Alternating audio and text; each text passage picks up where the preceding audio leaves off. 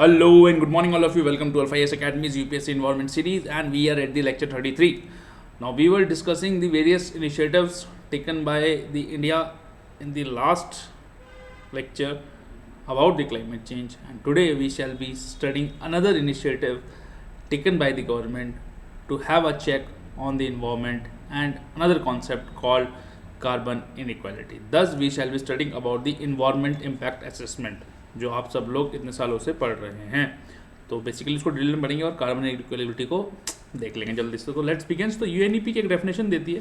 Basically environment impact assessment होता क्या है, देखो आप बेसिकली उसको नाम से देखो कि किसी भी चीज़ का इन्वायरमेंट पे क्या इम्पैक्ट पड़ा, पॉजिटिव इम्पैक्ट क्या पड़ा, नेगेटिव इम्पैक्ट क्या पड़ा, उसको जो है स्टडी करता है environment impact assessment. Thus it is a tool used to identify the environmental, social and economical impacts. So EIA is a comprehensive tool and it takes into account not only the environmental effects but also social and economic impacts of a project prior to decision making. Decision making कि वो project वहाँ पे लगाना है या नहीं लगाना है, और इससे क्या हो सकता है आप एक साउंड डिसीजन मेकिंग ले सकते हैं. तो बेसिकली थोड़ी सी हिस्ट्री देख लेते हैं EIA की. बेसिकली ये इंट्रोड्यूस होता है 1970 में. सबसे पहले इसमें जो रिवर वैली प्रोजेक्ट्स होते हैं, जो आपके डैम्स वगैरह बनते हैं, मल्टीपर्पज़ प्रोजेक्ट्स बनते हैं, उसके लिए इंट्रोड्यूस किया गया था. बट आज के टाइम पे लगभग इसमें शेड्यूल 1 है. शेड्यूल 1 में वो प्रोजेक्ट्स हैं जहाँ पे आपको EIA लेना ही लेना है. ठीक है, लगभग 30 क्लासेज ऑफ प्रोजेक्ट्स को ऐसे डिफाइन कर दिया गया कि उनको EIA करना ही करना है. That is environment impact assessment उन लोगों को करना ही करना है. उनके पास स्कोप है ही नहीं कि नहीं करना है, मतलब उनके पास स्क्रीनिंग तो उस स्टेज में करनी नहीं है. तो आज अभी हम जब आगे स्टेजेस की बात करेंगे तो वो ये प्रोजेक्ट जिसमें मैंडेटरी होता है ये उनको स्क्रीनिंग की ज़रूरत नहीं पड़ती. ठीक है, वो क्यों नहीं पड़ती वो हम आगे पढ़ेंगे. बेसिकली कौन देखता है इसको? Ministry of environment, forest and climate change. 2006 में इसमें अमेंडमेंट्स हुई. बेसिकली उसके बाद 2016, 20 और 21 में भी अमेंडमेंट्स हुई. छोटी छोटी अमेंडमेंट्स है, बट 16 और 20 वाली थोड़ी सी ज़्यादा इंपॉर्टेंट है. देखो 16 में क्या हुआ, बेसिकली उन्होंने 2 कैटेगरी में डिवाइड कर दिया प्रोजेक्ट्स को, category A and category B. Category में ए में उन्होंने बोला कि वो प्रोजेक्ट जिन्हें नेशनल लेवल अप्रेजल चाहिए, कि भैया जो आपको जो है उसकी जो अप्रूवल है या अप्रेजल है वो आप उसको नेशनल लेवल से लाना पड़ेगा. तो बेसिकली ये वो प्रोजेक्ट्स हैं जिसको impact assessment agency and expert appraisal committee approve करती है. कैटेगरी बी में वो प्रोजेक्ट्स हैं जो कि स्टेट लेवल अप्रेजल चाहिए या स्टेट लेवल अप्रूवल चाहिए. इसको कौन करता है? State level environmental impact assessment authority and state level expert appraisal committee provide clearance to category B projects. ठीक है, क्या याद रखना कि कैटेगरी ए में कौन है, कैटेगरी बी में कौन है, क्योंकि EIA एक इंपॉर्टेंट टॉपिक है. तो थोड़ा सा आपको अंदर पता होना चाहिए कि अंदर क्या क्या चीज़ें, क्योंकि बार EIA क्या है तो पूरी दुनिया को पता है. तो UPSC कभी वो नहीं पूछेगा आपसे जो पूरी दुनिया को पता है. आपको क्या पता है, आपको थोड़ा सा एज लेना है तो आपको थोड़ा सा पता होना चाहिए. ठीक है, इतना पता करना है आपको. देन 2006 की अमेंडमेंट से ही 4 स्टेजेस ऐड कर दी उन्होंने. That were screening, scoping, public hearing and appraisal. 2 minute बाद देखते हैं ये सब होती क्या है. Then category A projects require mandatory environmental clearance and उन्हें स्क्रीनिंग की ज़रूरत नहीं होती. तो कैटेगरी ए जो प्रोजेक्ट्स हैं उन्हें EIA करना ही करना है. कैटेगरी बी जो प्रोजेक्ट्स हैं उन्हें स्क्रीनिंग कर सकते हैं. उसको भी B1 एंड B2 में डिवाइड करते हैं. देखो B1 में कौन से प्रोजेक्ट्स हैं कि हाँ उनको EIA चाहिए, मैंडेटरी रिक्वायरिंग EIA, और B2 में कौन से हैं नॉट रिक्वायरिंग EIA. ठीक है, अब प्रोजेक्ट्स विद मैंडेटरी क्लियरेंस कि किसे मैंडेटरी क्लियरेंस चाहिए ही चाहिए, जैसे माइनिंग, थर्मल पावर प्लांट लगाना है, डैम बनाना है, रिवर वैली प्रोजेक्ट्स बनाना है, infrastructure, road, railway, highway, ports, industries including very small electroplating और foundry units are mandated to get environmental clearance. तो ये मैंडेटरी में है. ठीक है, 2020 का एक ड्राफ्ट था. तो बेसिकली उसमें 7 स्टेप्स थे. जल्दी से देख लेते हैं कौन कौन से थे कि कौन कौन से स्टेप्स करने हैं आपको, कैसे आप EIA करेंगे. पहले स्क्रीनिंग करेंगे, फिर स्कोपिंग करेंगे, then assessment and evaluation of impacts and development of alternatives करेंगे. देन 4th स्टेज में आप reporting the environmental impact statement और EIA report, review of the environment impact assessment statement. ये बेसिकली ड्राफ्ट है अभी. ठीक है, इसलिए हम इसको डिटेल में नहीं पढ़ रहे हैं अभी. ठीक है, देन डिसीजन मेकिंग, और 7वें में आप monitoring, compliance, enforcement and environmental auditing. ये ड्राफ्ट है. तो उसको हम जो भी स्टेजेस हैं अभी हम आपको वही पढ़ाएंगे आगे जो अभी करंटली चलती हैं। अब होता क्या है, देखो EIA हम आपको ग्राफ से समझाते हैं। बेसिकली क्या हुआ, एक प्रोजेक्ट बनाना है आपको, ठीक है। यहाँ से आपका प्रोजेक्ट जो ये सीधी लाइन है ये इन्वायरमेंट की कंडीशन है कि इन्वायरमेंट कैसा था। तो देखो ऐसे चलते हुए आ रहा है इन्वायरमेंट, ठीक है, बेसिकली इन्वायरमेंट चलते हुए आ रहा है यहाँ से। अब क्या हुआ, यहाँ से एक प्रोजेक्ट लगाया आपने, अगर आप वो प्रोजेक्ट नहीं लगाता तो ये इन्वायरमेंट ऐसे चलते हुए आता या उसकी जो स्थिति है वैसी रहती। बट क्योंकि आपने वहाँ पे प्रोजेक्ट लगा दिया और आपने उसके बाद क्या हुआ कि उसकी कुछ एडवर्स इम्पैक्ट हुए प्रोजेक्ट के, तो आपका इन्वायरमेंट जो है वो उसकी जो है डिग्रेडेशन हुआ वो यहाँ पहुँच गया, ठीक है। तो होना कहाँ चाहिए था, आइडियली यहाँ होना चाहिए था, है कहाँ, यहाँ। तो आपका इतना नुकसान हो गया। बट EIA क्या करता है, EIA देखता है कि मिटिगेशन पे EIA इस इम्पैक्ट को एलिमिनेट नहीं कर सकता, किसी भी इम्पैक्ट को 100% एलिमिनेट नहीं किया जा सकता, ठीक है। बट कुछ चीज़ें की जा सकती हैं कि उसका जो इम्पैक्ट है मिटिगेशन पे EIA का जोर है। तो बेसिकली आपने यहाँ से प्रोजेक्ट स्टार्ट किया, अगर आप प्रोजेक्ट नहीं लगाते तो आप यहाँ होते। आपने प्रोजेक्ट लगाया बिना EIA किए, इन्वायरमेंट की स्थिति यहाँ पहुँच गई, लेकिन आपने उसका EIA कर लिया था तो आज आपका इन्वायरमेंट इतना है। तो पहले नुकसान कितना था, पहले नुकसान इतना था, ठीक है, पहले नुकसान इतना था, आज नुकसान कितना है, इतना है, कम हो गया। तो आपका नुकसान कितना हो गया, कम हो गया। तो मिटिगेशन हो गया, जब आपने EIA कर लिया तो आप उसको मिटिगेट कर पाए, ठीक है। बेसिकली 3 इंपॉर्टेंट चीज़ें होती हैं EIA के अंदर, ये स्टेप्स नहीं है, बेसिकली 3 चीज़ें करते हैं, ये 3 चीज़ें की जाती है। स्टेप्स मैं आपको 2 मिनट बाद पढ़ाऊँगा। रिस्क असेसमेंट करते हैं कि भैया क्या रिस्क है उस प्रोजेक्ट से, देन इन्वायरमेंट मैनेजमेंट करते हैं, ठीक है भैया ये रिस्क है, ठीक है, इसको हम कैसे मैनेज कर सकते हैं, ठीक है, कैसे कम कर सकते हैं। और तीसरे में हम पोस्ट प्रोडक्ट मॉनिटरिंग करते हैं, मतलब जब हमने प्रोजेक्ट लगा लिया तो जो नुकसान हमने सोचे थे क्या वो हो रहे हैं। हमने सोचा, मान लिया हमें 10 रुपये का नुकसान होना है, पता लग रहा 12 रुपये का हो रहा है, या हमने सोचा था 10 रुपये नुकसान होना है, हमें 8 ही रुपये का हो रहा है। तो बेसिकली पोस्ट प्रोडक्ट मॉनिटरिंग भी एक इंपॉर्टेंट स्टेप है, उसमें हम देखते हैं कि भैया कितना नुकसान हो रहा है, जो हमने सोचा था क्या वैसा ही हो रहा है या कुछ उससे अलग हो रहा है, ठीक है। तो EIA क्या है, एक तरीके का कॉस्ट इफेक्टिव मेथड है टू एलिमिनेट और minimize the adverse impact of development projects, ठीक है। और ये बहुत सारी चीज़ें, इसके बहुत सारे कंपोनेंट्स हैं। ये एयर को देखता है, नॉइज़ को देखता है, water, biology, land, environment, local communities पे क्या इम्पैक्ट है, हर चीज़ को ये देखता है। नाउ क्या मेथड है EIA कैरी आउट करने का, बेसिकली तो पहले आप you collect the base line data from primary and secondary sources, then आप उस डाटा को एनालाइज करोगे, 3, ठीक है, कैसे, through past experiences and mathematical modelling, ठीक है। फिर आप उसका impact versus evaluation of net cost benefit देखोगे कि भैया उससे आपको बेनिफिट ज़्यादा है, नुकसान ज़्यादा है, क्योंकि अब आपने निकाल लिया है कि आपको कितना नुकसान हो रहा है, पता लग रहा फ़ायदा 2 रुपये का होना था, नुकसान 10 रुपये का हो गया, तो आप ऐसा प्रोजेक्ट करोगे क्यों, ठीक है। देन आप एस्टिमेट करोगे उसकी फाइनेंशियल कॉस्ट क्या आएगी, ठीक है, उसकी इन्वायरमेंटल कॉस्ट क्या आएगी, उसे इन्वायरमेंटल जो मैनेजमेंट करोगे उसकी कॉस्ट कितनी आएगी, मतलब इन्वायरमेंट मैनेजमेंट करने में ही प्रोजेक्ट से ज़्यादा कॉस्ट आ गई, ठीक है। तो बेसिकली ये सब चीज़ें जो है मेथड्स जो है कैरी आउट किए जाते हैं वाइल कैरिंग आउट EIA। अब हम पढ़ते हैं कि स्टेप्स क्या क्या इंक्लूडेड है, ठीक है, जल्दी से पढ़ लेते हैं। स्क्रीनिंग, तो स्क्रीनिंग में जहाँ तो मैंडेटरी है EIA, उसमें इसकी ज़रूरत नहीं है। स्क्रीनिंग में बेसिकली करते क्या है, स्क्रीनिंग में आपने देखना है कि इस जो प्रोजेक्ट है इसको EIA या इसका इन्वायरमेंट इम्पैक्ट असेसमेंट करने की ज़रूरत है भी या नहीं है, ये आप स्क्रीनिंग में देखते हैं। स्क्रीनिंग में आपने क्या डिसाइड किया कि इसका EIA करने की ज़रूरत है या नहीं है, ठीक है। 10, उसके बाद आप आगे स्कोपिंग में, आपने जहाँ अगर नहीं थी तो बात ही खत्म हो गई। हाँ, अब आपने डिसाइड कर लिया कि इसका EIA करने की ज़रूरत है, तो आप स्कोपिंग में क्या करेंगे, आप बेसिकली स्कोपिंग में क्या करेंगे, स्कोपिंग में आप जो है देखेंगे कि क्या क्या इश्यूज़ हैं, कितना इन्वेस्टिगेशन चाहिए, ठीक है। आप बेसिकली इसमें boundary and limit, time limit of study define करते हैं कि हमें क्या क्या स्टडी करना है और कितने टाइम में स्टडी करना है। देन आपने ये डिसाइड कर लिया, आपने इश्यूज डिसाइड कर लिया, आपने क्या डिसाइड करना है। अब आप इम्पैक्ट एनालिसिस देखेंगे कि जो वो प्रोजेक्ट लगना है उसका इन्वायरमेंट एंड सोशल इम्पैक्ट क्या है, ठीक है। अब आपके पास इम्पैक्ट आ गया, उसके बाद आप क्या बनाओगे, मिटिगेशन दिखाओगे कि ये जो इम्पैक्ट है इसको हम कैसे कम कर सकते हैं, जो इसके एडवर्स इफेक्ट है उसे हम कैसे इम्पैक्ट कम कर सकते हैं, मिटिगेशन हो गया। उसके बाद अब रिपोर्टिंग, बेसिकली आप इसको जो है रिपोर्ट करोगे किस पे, जो डिसीजन मेकिंग बॉडी है उसको आप ये रिपोर्ट दोगे, भैया ठीक है ये रहा, ये आपने हमें बोला था कि ये करना है, ये हमने इशूज़ थे, हमने डिसाइड करके ये हमारी रिपोर्ट रहेगी यहाँ, और कैसे कम करना है ये भी हमने आपको बता दिया। तो डिसीजन मेकिंग। देन एक कॉन्सेप्ट होता है पब्लिक हियरिंग का। अब इस पर बहुत बवाल है जो ड्राफ्ट है। अब क्या हो गया कि पब्लिक हियरिंग कई जगह मैंडेटरी थी, अब इसको जो है थोड़ा सा डाइल्यूट करके कर दिया गया कि मर्जी है, करना है या करो। बेसिकली पब्लिक हियरिंग को जो है बड़ा इंपॉर्टेंट होता है, क्योंकि यही एक स्टेप है जहाँ लोकल कम्युनिटीज़ जो है इन्वॉल्व होती हैं EIA में। वो आके बताती हैं कि सर देखिए ये प्रॉब्लम है, आप यहाँ पानी बना देंगे तो हमारा घर डूब जाएगा, हमारी खेती डूब जाएगी।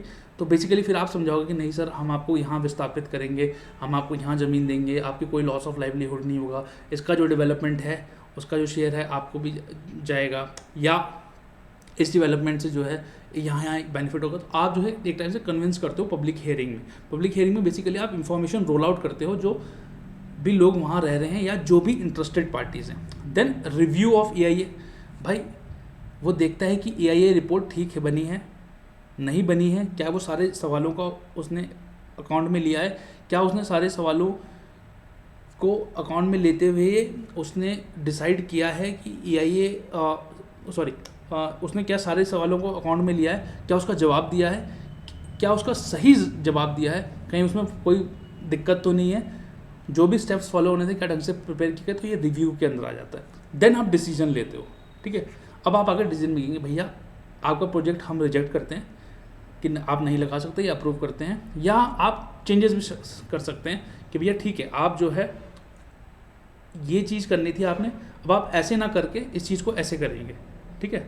मान लिया फॉर एग्जांपल मैं ले लेता हूँ कि आप जो है यहाँ पे सीमेंट की जगह लकड़ी का इस्तेमाल करेंगे, या आप कहीं पे जो है इसका डैम का हाइट जो है 10 मीटर कम कर देंगे। तो इस प्रकार के चेंजेस जो हैं डिसीजन मेकिंग में चले जाते हैं। फिर लास्ट जो स्टेप होता है वो होता है पोस्ट मॉनिटरिंग। पोस्ट मॉनिटरिंग में देखा जाता है कि जो आपको बताया गया क्या आप वो कर रहे हैं या नहीं कर रहे हैं, ठीक है। मतलब मैंने बोल दिया आपको कि भैया डैम की हाइट 10 मीटर कम करनी है, आपने करी नहीं, आपने 10 मीटर बढ़ा दी, तो वो चेक किस में होगा, पोस्ट मॉनिटरिंग में चेक होगा। तो these are the steps involve in EIA।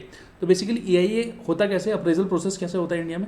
आपने स्टार्ट किया, आपने एक प्रोजेक्ट बनाया, आपने उसके लिए एक साइट ली कि ठीक है इस साइट पर मैं आप मान लिया आपके घर के बगल में एक कोई डैम बनना है, हाँ यहाँ पे ये डैम बनना है, आपने उसका EIA किया कि ठीक है इससे यहाँ नुकसान होगा। आप उस EIA की रिपोर्ट के साथ अब NOC के लिए अप्लाई करेंगे, नो ऑब्जेक्शन सर्टिफिकेट के लिए। जो स्टेट पॉल्यूशन कंट्रोल बोर्ड है वो पब्लिक हियरिंग अरेंज करेगा, लोगों को उससे बातचीत करेगा। देन आप जो है इन्वायरमेंट क्लियरेंस के लिए अप्लाई करेंगे, EIA रिपोर्ट देंगे, NOC from SPCB that is state pollution control board से जो NOC उसको लेके आप जाएंगे किसके पास, इन्वायरमेंटल अप्रेजल कमेटी के पास। अब वो सब जो है वो सब पढ़ेंगे, स्टडी करेंगे, उसका रिव्यू करेंगे, उसके बाद वो डिसीजन लेंगे, या तो आपका प्रोजेक्ट वो एक्सेप्ट कर लेंगे, या आपको प्रोजेक्ट रिजेक्ट कर देंगे, या बोलेंगे कि ठीक है आप ये चेंज कर लो, ठीक है। उसके बाद फिर वो जो है वापस आ जाता है कंडक्ट EIA पे। आप दोबारा बोल देते हैं कई बार आप दोबारा कंडक्ट करिए, इसको ऐसे नहीं ऐसे कंडक्ट करिए, या ये 2 और इश्यूज़ हैं, इस पर भी आप डाटा लेके आइए, आपका क्या वो है। तो बेसिकली इस तरीके से जो है अप्रेजल प्रोसीजर चलता है इंडिया में। अब प्रॉब्लम्स क्या है इन्वायरमेंट इम्पैक्ट असेसमेंट के साथ। सबसे पहले तो एप्लीकेबिलिटी। देखो बहुत सारे ऐसे प्रोजेक्ट्स हैं, देखो उनपे ही EIA होता है जो कि उसके शेड्यूल 1 में या फिर एक पर्टिकुलर इन्वेस्टमेंट के ऊपर जो प्रोजेक्ट्स है उनका EIA होगा। उन प्रोजेक्ट्स का क्या जो कि हाईली जिनका एडवर्स इम्पैक्ट है इन्वायरमेंट में, लेकिन उन पे क्योंकि बाय द मियर फैक्ट क्योंकि उनमें उतनी इन्वेस्टमेंट नहीं लग रही है तो वो EIA के स्कोप से बाहर चले गए, या वो शेड्यूल 1 में लिस्टेड नहीं है तो वो EIA के स्कोप से बाहर चले गए। तो एप्लीकेबिलिटी एक प्रॉब्लम है। Then composition of expert committee and standards. Basically ये बोला जाता है कि जो असेसमेंट है एक्सपर्ट कमेटी है वो एक्सपर्ट रहती नहीं है, बेसिकली वो जो है ज़्यादा पॉलिटिकल रहती है, मतलब बहुत सारे प्रॉब्लम्स है। तो एक्सपर्ट कमेटी उसका कोई पर्टिकुलर उसका कोई वाटर टाइट फार्मूला नहीं है कि कैसे आप सोशल इकोनॉमिक डैमेज नापेंगे, ठीक है, इकोलॉजिकल डैमेज नापेंगे। Then public hearing. देखो पब्लिक हियरिंग क्या है कि पब्लिक हियरिंग आप यहाँ देख रहे हो कि पब्लिक हियरिंग कहाँ है, यहाँ है। ये पब्लिक हियरिंग जब सबसे पहले मेरे ख्याल से स्क्रीनिंग के साथ इसको पब्लिक हियरिंग को कर देना चाहिए, क्योंकि क्या होता है कि पब्लिक हियरिंग बहुत लेट होती है तो बाद में प्रॉब्लम आती है। Then quality. कई बार रिपोर्ट में फॉल्स डाटा किया जाता है, कहीं EIA में पाया गया कि फॉल्स डाटा कंपनीज दे रही हैं तो उसकी क्वालिटी ख़राब रहती है। तो basically these are the issues with the environment clearance. Then what are the suggestions, क्या कर सकते हो आप। एक तो आपका एक इंडिपेंडेंट EIA अथॉरिटी होनी चाहिए। देन सेक्टर वाइड EIA करो, ज़्यादा उसके अंदर प्रोजेक्ट्स लाओ, ठीक है। आप इंफॉर्मेशन डेस्क बनाओ, एक सेंट्रलाइज्ड बेसलाइन डाटा बैंक बनाओ। देखो बेसलाइन डाटा से ही डाटा इंप्रूव किया जाता है, ठीक है।